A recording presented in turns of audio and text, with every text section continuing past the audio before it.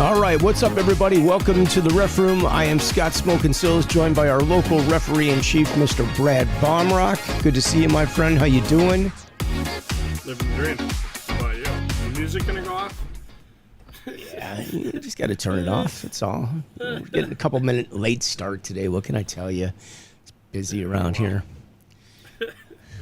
It's playoff time. What can I say? In playoff time, some states have wrapped up their finals. I saw Missouri was wrapping up some of their stuff last weekend. I don't know if they did it all down there, but I saw some other states were working on their stuff. So ours is this weekend. It's a very busy time for everybody. Let's put it that way. AAA finished last night. There were a couple game threes. Everybody else got swept in two. Saw some really good hockey over the weekend, though. I got to tell you. I think that Bantam Major game, even though there were some great finishes, there were some overtimes, but the Bantam Major game was by far, I thought, the best game that I saw all weekend. It was just so intense. That was awesome. But yeah. Scott, I think you finally found a role in a hockey rink that you belong in. Tell everybody what you were doing. Just standing around watching, yes. Weren't you doing announcements? Didn't I hear that? Yeah. I had some fun with it. No pressure. Like, I walk in there, nothing's working. Like, I went in there a couple days early to check on everything. Nothing was working. I'm like, okay, this has to get fixed. I assume they would have fixed it. I walk in Saturday or Sunday morning. No microphone working, nothing. Like, we're starting. Well, you're not starting because we don't have anything yet. So, talk about pressure. Yeah, so it was fun. But I had a good time. The only thing I can't get used to, get used to saying minute-and-a-half penalties. I'm a 2-minute penalty guy, not a minute-and-a-half penalty guy. So then why didn't you just start going minor? Just start saying. That sounds cheesy. Minor penalty. It doesn't sound the same. But minute 30 doesn't sound right either. Over a PA system. I'm sorry. I think minor penalty to the Chargers, number 46. I think that would have worked out a little better than minute-and-a-half penalty for Stevie over 90 here. seconds. You get 90. You get 1.5. Just say 2 minutes and call it a day. Figure it out on the scoreboard. That's all. If you look to the scoreboard, you'll know the right time. Exactly. Congratulations. Exactly. But yeah, it was fun. I mean, the place is packed. I think it'll be more packed this weekend even, but I think, Tier 2 brings actually more people out, and it was packed already for Tier 1. Trust me, there were some good games. Well, Scott, the reason Tier 2 brings out more people is there's a lot more Tier 2 people involved. So, we have friends that we haven't played with in a couple of years. If their kid makes it to the final, we'll probably swing by and check out the game. So, Tier 2 brings a lot of families together. Tier 1 does too. It's just there's not as many participants in the state. Sure. So that's just all it is, and that's not a bad thing. But they had a lot of people for what they normally have. It was packed. When, the both sets of stands were packed. Down around the glass was packed. But and that is a great facility. That is a great facility for these types of events. Very nice. It's a first-class operation, first-class facility. So. Great spot to have it in.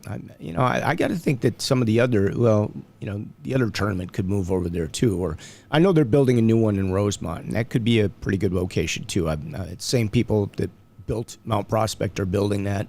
I got to think that's going to be a pretty good spot. Hawks got a new goalie, huh? We finally got rid of our guy, Seth Jones. Yeah, I saw. Wow, so sorry to see him go.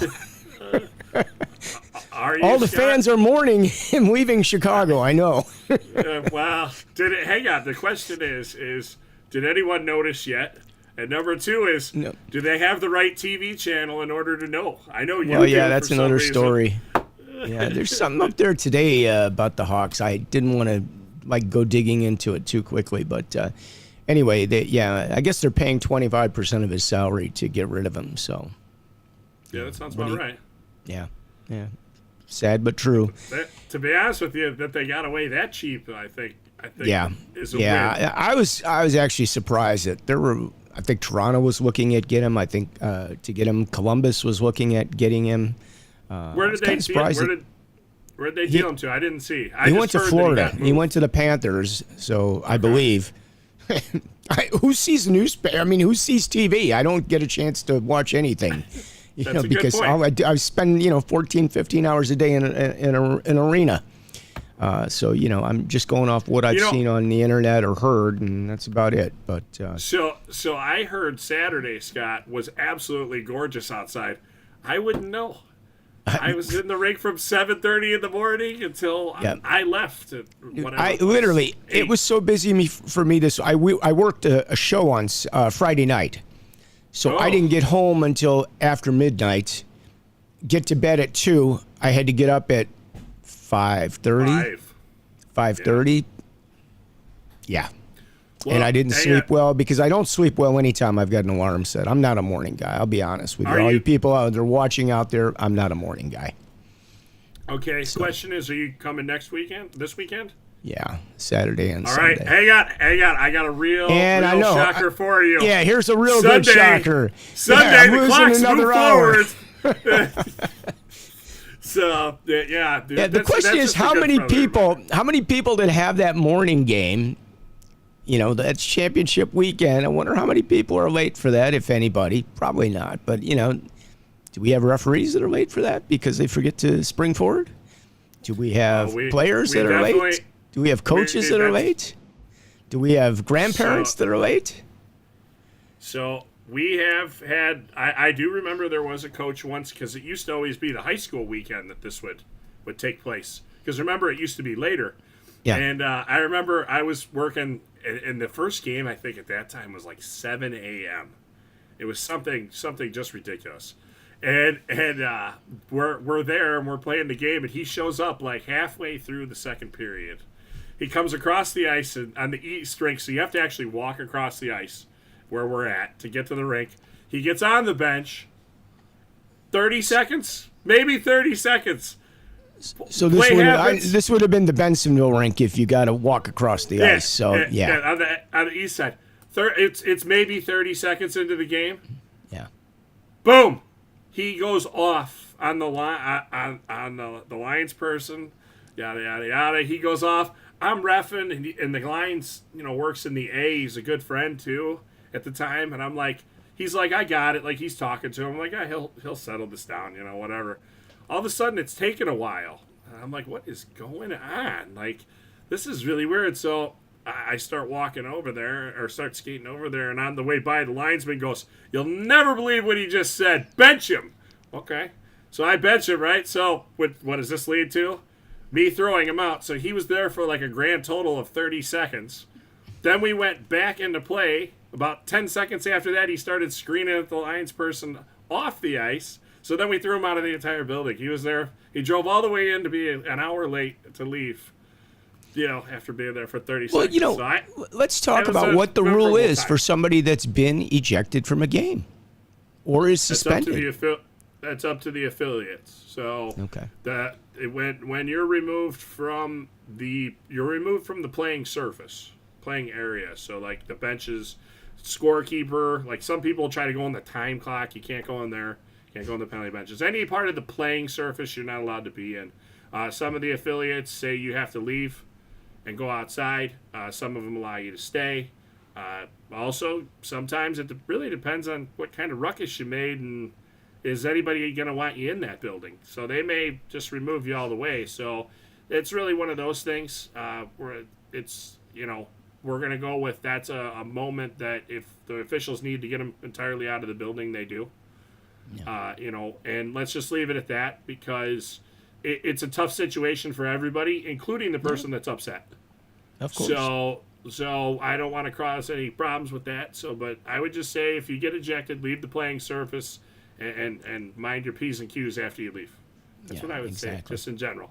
That's good advice. The other thing with then, with like suspensions, right?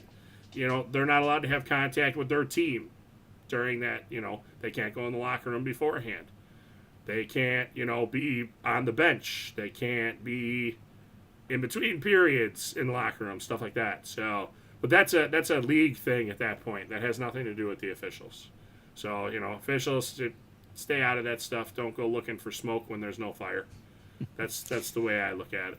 Well, did you hear about the story that came out today from Michigan over the weekend? There was an official that was verbally threatened, I guess, and he ended up benching the coach. Ultimately, he had his partner remove him from the game, so he was asked to leave. And when he was leaving, apparently he quietly threatened the official in the parking lot, which fortunately nothing came to that. The guy was not there at the end, but it became a TV story. The TV story is up on YouTube. I saw it earlier today. So unfortunately, it's crazy. And yes, we're in an emotional game, but we need to leave it as an emotional game. When you start threatening people and getting to that point, it's not a good situation. We had those couple of officials in Seattle about a month ago that got assaulted by, I don't know if that was a coach or a player. Not coach or a parent that came on the ice.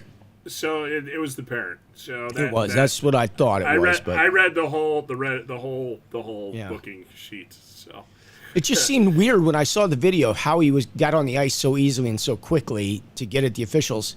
And we briefly talked about this. Like, if you're an official and you see a parent coming on the ice or somebody else, don't stand by them at the door. You might want to consider getting away because you have skates on and they don't, and then find out what the deal is. Unless they're running out there for some reason and it hasn't been a hostile situation, then you might be going over there like, hey, you want to get off the ice because you can't be out here. Yeah, you never know. You might have somebody running out there that sees that you're bleeding and you don't know it. Yeah. I mean, I know that sounds crazy. These things do happen. I mean, I refereed with a guy once and he got like where his tendon guard is, right at the top. His pant came up when two guys rode into him and it cut right above his tendon guard. And, it wasn't anything horrible, but we were in between periods and a player came up and he's like, hey, did you know you're bleeding all over? And he's like, what are you talking about? And he looked down and he's like, oh, like he didn't even notice it. He just thought he was sweating, right? Because he's already sore. I got a puddle of sweat. Yeah. So, he had to go over to the trainer and the trainer, Raggedy Andelled him back up. Yeah. So that was good. But, you never know. I mean, hopefully anytime anybody's coming out there, it's for a good intention, not that type of thing. Because I have seen, one thing we're very blessed in the hockey community, and I don't think we say it enough. And when we're in a rink, I'd say probably 90% of the games, there is some sort of medical personnel employed. That's a parent, somebody watching, EMT, firefighter. Yep. So we are very fortunate that way because we do have a lot of people that are in the medical field that have kids playing hockey or, are fellow players that play hockey and that sort of thing. So we do have a pretty talented pool of people to pick from sometimes, which is a good thing. And, I know my squirt team, there's parents on there that are, medical personnel and things of that nature. So it's great. It's nice to have when you need it. Yeah, when my best friend, when he got hit in a game, I was reffing with him, and he dislocated his patella, his kneecap. Like, it was very ugly. Let's just say that. Hey, Scott. Hey, your package is here. Scam likely. There you go. The scammer right there will put them on blast. They're probably looking for their tollway money. Anyways, they've been looking a lot lately. I've gotten a number of those. I don't know about you, but I seem to get them back to back, and the email addresses are absolutely hilarious that go with them. So well, no, they're sending them by text now too, so that's even better. Oh yeah, I'm like, this is really good. Anywho, so he dislocated his patella, and he was screaming like loud, and this is a guy you wouldn't expect it from, and a mom came out there with her fur coat. She was a surgeon from a Canadian team. She came out there and covered him with the fur coat because she's like, hey, if we don't get him covered, he's going to get shocked from how much he's screaming. She goes, now he's calm. You know why? Because he's going to go into shock laying on that cold ice. We were like, oh, we didn't think of it. So, he actually did go above and beyond, found the club's information, sent their president an email, and she actually sent him back I'm glad that you're okay, so That's it was nice. It was very nice to have, when we needed it. And there was somebody to calm him down because he was not doing well. And I've been in that situation once where I had a break, and that break was man, I couldn't stop screaming, like, oh, and we'll just, it's an expletive, but yeah. Don't wish that on anybody, and when it happens, it's bad, man. There's nothing you can do. So, not till they give you that morphine in the ambulance. That's when. But you got to wait for the ambulance to get there, and you got to get the stuff off, and then get to the ambulance before they can kind of put you out a little bit. So. Yeah, luckily, because the mom was there because she was like a surgeon nurse. She had already taken all that off for the EMTs by the time they got there. Nice. She's like, we do this enough in the operating room in Canada. Let's get this stuff off. And there was like 3 dads helping. So, it was. Oh, that's cool. It was something. She goes, good. Now she goes, here, take both shin pads. She's like, or else you're going to be fined in one. Yeah. She's like, here's both. So, but yeah, it was. Yeah, mine. They cut mine got cut off. All my stuff gets cut off. Like the pants are. A lot of the times they don't anymore. Oh no, I was out. About $500 worth of gear. I between think the pair of pro pants I had on and the all the undergarments and the shin tights and everything else, they cut everything. I woke up in the hospital like a day later. There's something digging in me. It's one of the buckles from something. Oh, they just like left it on. Yeah. I'm like, oh my god.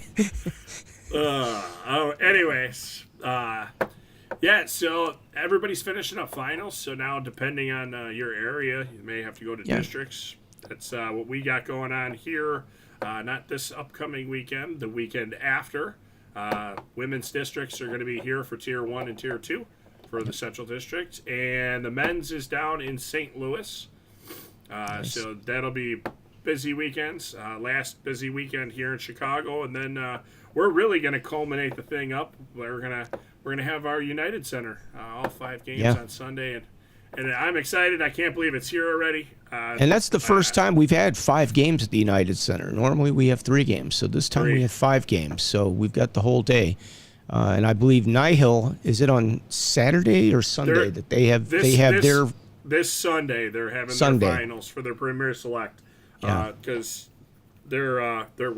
everything is getting put in place for that, because when you go to the United Center, they don't just let anybody walk in, which I understand 100%. So you have to get some extra stuff, but they were working on all that, and boy, it really sometimes it takes an army, let me tell you. So a village to get everybody in. It's a lot of work to put these things together. Let me tell you, it's not easy. And the volunteers work very hard to make sure everybody has a great tournament or a great event. And it is a big task, big job. And for the people that did volunteer, I know that almost every rink had stuff for the refs. I mean, even if it was just water for most of the stuff these past couple weekends. So, hey, I'm not going to lie. When I'm a ref and there's free water, that's more than enough for me. I would like a little more, but I'm not gonna complain. When it's a water, a sports drink, maybe some sort of little snack to, between periods if you're working a couple games. It helps. Because, for some of the refs, I mean, you end up, you work, let's say you work scheduled for 2 games, maybe 3. Some of the playoffs, I worked 3 in a row for one of the games. 2 of them were 17 minutes plus ice cuts, and 2 of the 3 games went to overtime. So you're really skating 4 games by the time you're, it's all said and done. So that's a good workout. Yeah, and it's it's none of the games are easy at this time. No. Every game is hard, and it's they intense. Just keep going. Yep. Mm-hmm. Yep. Yeah, interesting format too that they've got going, because our AAA, our Tier 1 teams play. They play whatever their 3 periods are, but they go to overtime. They go to 10-minute overtimes, and they go 5-on-5. Then they go 4-on-4. 4-on-4. Then they go 3-on-3, and then they go to a shootout if they're still tied. Yep. And U18s are playing 20-minute periods. So think about that. That's they've already played 60 minutes. Now they're going to play 10 more, 10 more, and 10 more. That's a game and a half, and then go to a shootout. Hold on, Scott. So that means to tell you, until they change that format ever back, I will ever be crowned the person that worked number 1 and 2 longest games in Illinois history for the Illinois tournaments. Was it you or I thought Noto had one that was a long game? Did he have one too? You had one. Did you have five overtime periods? I was with Noto. Okay. Five over. That's the longest game. I had the second longest one. Okay. That was with Don Morozic and Brandon Mills. Oh, Brandon. There's two guys that don't ref, and it was when I was 19. Yeah. Well, you were young enough to do that. Did you play full periods back then? Were the periods full for the overtime, or were they 10-minute? No, it was always 10. Yeah. Always 10. Yeah. Always 10. Yeah. But they did it minute wise. They that's how they kept track of it, and it was funny because when I came off the one with Tommy, the one guy that was there that's been there forever, he goes, you just worked the longest game in history. He goes, wait a minute, Brad, didn't you work that game on yada yada? And I'm like, I did. He goes, that's the second longest game. I'm like, oh, wow. So the trick is don't be with Brad when you're working playoff games. Apparently not. That is the takeaway from this moment here is don't work with Brad in playoff games. Yeah.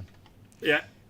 All right, so who's left for – I don't want to put you on the spot. Maybe you could pull it up on the internet. Who's left with our high school tournament? Oh, because we got that. 5 – okay, so we got five teams that will be playing at the United Center on December 16th. And they will be – we have the JV. We have the girls' high school game. Combined. We have the combined. We have the red. And we have – what's the other one? The red combined. So you have JV combined, red combined. Oh, okay. I didn't separate them out that way. Varsity combined. Yep. And varsity red. Okay. There used to be a white varsity. Right. Hang on, I'm going for it. Yeah, Brad's going to get it. This is live TV. There's just you too see many how fast we do this? There's just too many brackets now, unfortunately. Hey, here. Let's while you're looking for we'll put a video up or something to play. Maybe show a goal being scored like that on live TV. Pop a little music on to go with it. Yeah. Hey, that's pretty good. This is new. All right.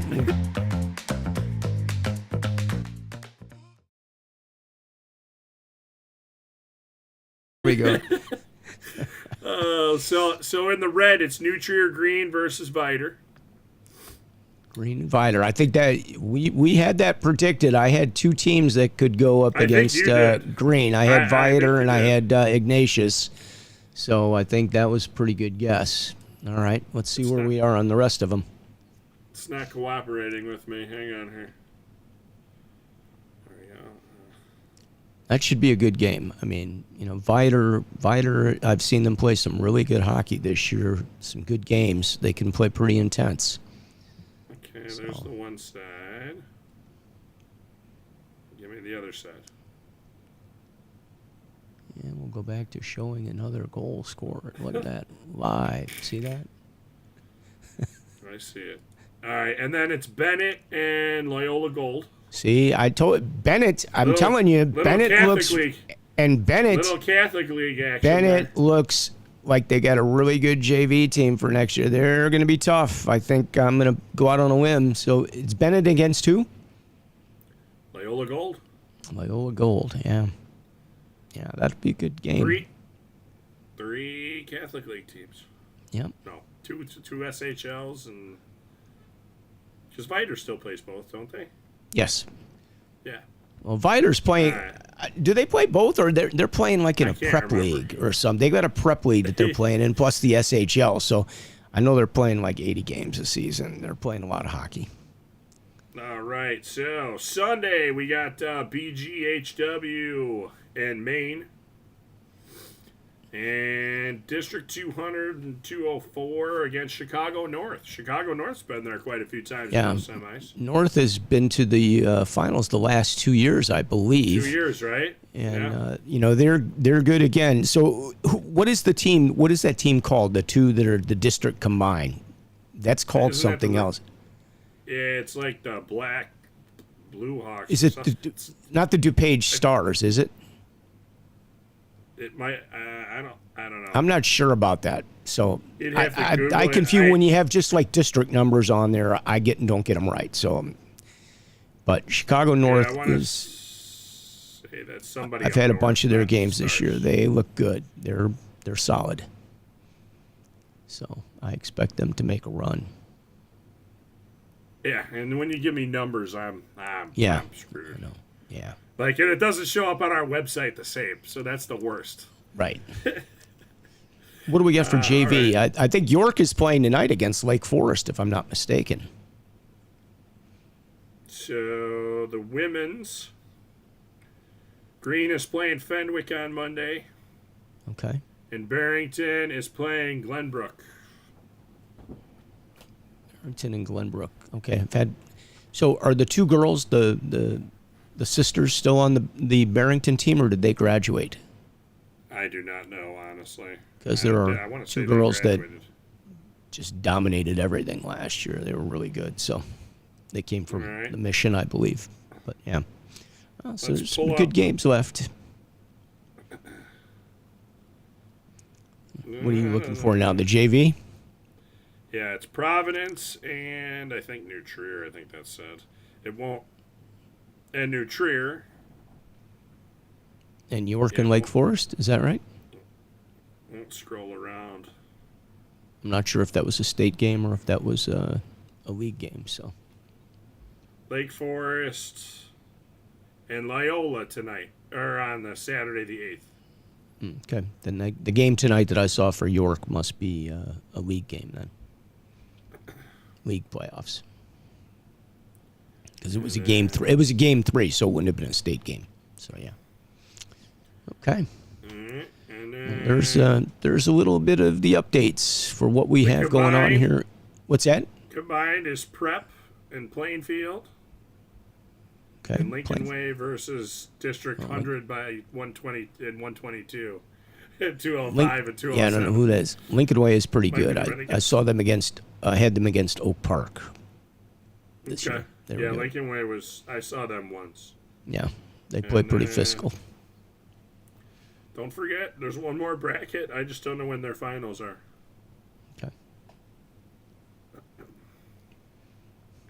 So really right now, actually, the downstate bracket, they're still doing their plays, but they're going to be doing, looks like their semis on the 15th, and then they have their finals on the 16th. Okay. So they are, it looks like they started a little later this year because they started March 2nd. Now, are we only hosting district for the girls this year? Is that what we have in Chicago? We just have the women's. Yeah, the men's is down in St. Louis. Okay. So it's a lot of games when they're both together. So how many teams come in for district? You got 2 tiers that'll be here. So what are we looking at? So it depends on how many teams the district gets to send per age group. So it has to do with sometimes districts get more teams, and it has to do with other districts don't have a bid at that level. So it gets reappropriated out through everybody so that they still try to have the best competition. Do we just have 16s and 19s, or do we have 14s, 16s, and 19s? Women's? Yeah. For the district. 12. They all come here. They don't separate out like 12s and 14s go to one location. No, it's all women's. No. Is it 13s? No, it's 12s. I think there's 12s, 14s, 16s, and then it goes to 19s. Yep. So, yeah, it's the women's. So we have all that. So that'll be in a couple weeks, and that'll be a lot of fun. Those are a lot of fun. Those will be at Glenview. Yeah, so great facility. If you're not from the Chicagoland area and you haven't been there, that's another great facility. Like we've got a few really great facilities here in the Chicagoland area, and that's one of them. Yeah. So I regretfully have not been to the new Glenview rink since it opened. Are you kidding? Wow. Nope. Well, it's beautiful. They've got 2 full sheets, which are gorgeous. One is like the main room for the for high school games and things of that nature, and then they've got they have a studio rink. They got a pro shop. They got a restaurant upstairs. They got a donut shop downstairs. I heard the parents are up in like a crow's nest. Yeah. Yeah, and then you can watch. You can also stay behind glass up above and watch the games as well. So, it's. I'm not going to say it's not as big as say a Mount Prospect. I don't think in terms of seating. The Crow's Nest on the second rink is kind of small, so it's a full sheet, obviously, very nice, but less seating on that side. It's not like it's equal stand size. So, the main sheet, the A rink, is got a little more seating available. That's what I heard, that A rink has more. Yeah. But very nice facility, first class. That's great what pro I've heard. shop I've heard in there nothing too. but good things. Yeah, I've great heard pro nothing shop but good in there. things. Yeah. So, well, hey, you know what? I'm happy when there's a new facility that's nice. Yeah. So you're gonna make an appearance there? I'm gonna be there all day Friday, all day Saturday, all day every day. All day every day. I'll be at the United Center all day Sunday, and on Monday it's St. Patrick's Day. Now I will be on my couch all day. Okay, so let's just do this. If you go back to which you are going to the United Center, if you get a picture this year, ask them to move the garbage cans off the logo so that your picture doesn't have garbage cans. Okay. Hold on. So number one. I believe I know I got Fish's picture. See that? Look at that gorgeous picture. Fish is all dressed up and he's got decorative garbage cans around him. You have just not right. There's Ricky himself. Look at that. So what's funny is best I've ever seen you dressed for an event, my friend. Look at that. You look amazing, and you got garbage cans to surround you. That's your security detail. So when we went in there, we were looking for somebody everywhere to ask them if we could move them, and we were like, well, if we move them, we can take the photo real quick and move them back, and we both and then we looked at each other and we go, you know what's gonna happen? We're going to move these garbage cans. Somebody's going to walk in, freak out, and then we're never going to allow it to be in here again, and we're not going to do that to anybody, so that's why we left the garbage cans. We were conscientious of the rest of the people. We didn't want anybody else to miss out that was able to go in there. So, but yeah, the garbage cans, we found it amusing, too, afterwards. We didn't really think about it, how amusing it would look, but I was like, boy, I could put this. I'm like, nah, not going to put it on social media now. Like, yeah, they'd be like, yeah, you got all your buddies there with you. Look at all those cans standing around. Where's that Ricky picture? Here it is. There you go. Is that a 4 official crew? You got 1, 2, 3, 4, and you're 5. The supervisor of them? Yeah, 5. Yeah, I was trying to keep it a 4-person, 4 official system. I know. All right, well, let's end it on a good note today, Scott. Well, that was a good note right there. That picture, man. Look at that. Well dressed. Just turn it off right here. Yeah, that's it. We're done. Bye. We'll be back next week to wrap things up for the season. That's for sure, because we'll have lots to report, and it's going to be an exciting weekend. So pumped up about it. I don't know about you. All right. Yeah. I'm excited about everything. And we spring forward, more daylight. Yes, more daylight.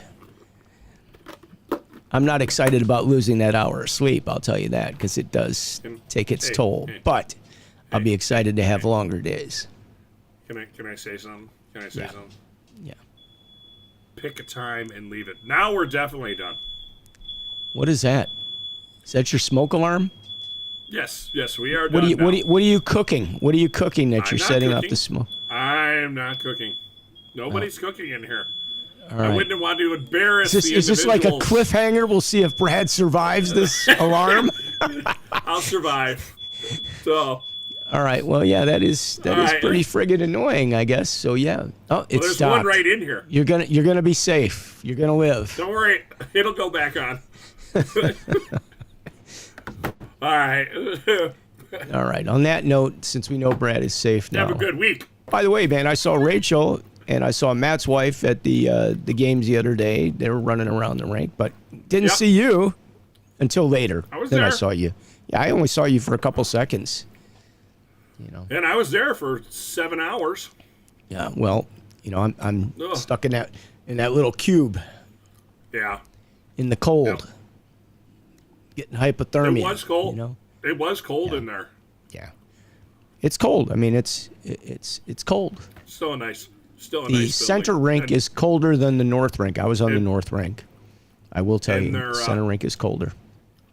and South their rink is the hummus. most South rink is the most comfortable. If you're a ref, you want to know these things. I'm telling you right now, South rink is the most comfortable. South rink has good ice. North rink has the best ice. Center rink is the coldest. It's the furthest away from the referee room. Yeah, because South has its own room. But South don't really like the location of the referee room because it was not really a referee room when they built it. The coaches took the referee room. Are you trying I'm letting you in on. See, this is why you want to watch this show, because we have all the insider information for you. Most guys get dressed in the normal locker room anyways for the other two rinks and walk through. That is a long walk. That is a long walk. It's one thing if nobody's on the ice and you can skate across some of those rinks, but if you got to walk all the way over there, that's nah. I know I did it Saturday and Sunday for hours. Yeah. Yeah, but not with your skates on. Not with your skates on. That's true. Yeah. Yeah. With skates on, it's a different story. But anyway. All right. Well, All right. Well, listen, I will see you over the weekend and look forward to it.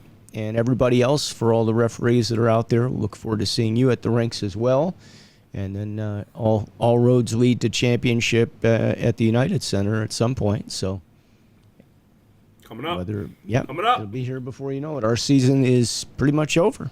We're pretty much done. Like, this is it. You remember when you were saying not too long ago you're ready for the season to start? You remember that? And I said, ready for the season to start or ready for the season to end? I was ready for it to end. Now I'm not ready for it to end. That's when just how it is. When you were ready for it to start.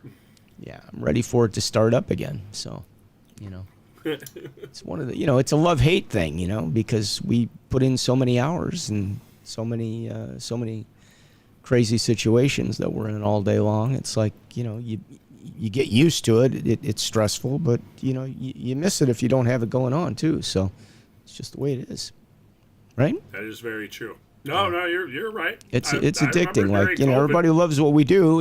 At some point it's like, oh yeah, like I've had it, but haven't had it enough yet. So now I'm ready to go. Hey, men's league playoffs too. We got men's league playoffs. There's some stress right there. Hey, that's you get the call. Yeah, the double call. Right. Yep. You're good if you make the call. You're bad if you make the call. Nobody's ever happy. That's what men's league is all about. So there you go. All right. So true. And no overtime and no running time in Skokie because of Scott. Anyways, there you go. There's no league anymore at Skokie, so you don't have to worry about it. That league just disappeared. Up and disappeared. They're all over at Mount Prospect now. All those teams seem to be there or over at Glenview. So anyway. All right. I will see you next week. Thanks for joining us, everybody. We do this every Wednesday, at least most of the time, 5:30. Brad gets here on time. We'll be here at 5:30. He's got a job. He's got a real job he's got to go to. All right. We'll see you guys later. Peace out, everybody. Have a good week. Later. All right. See ya.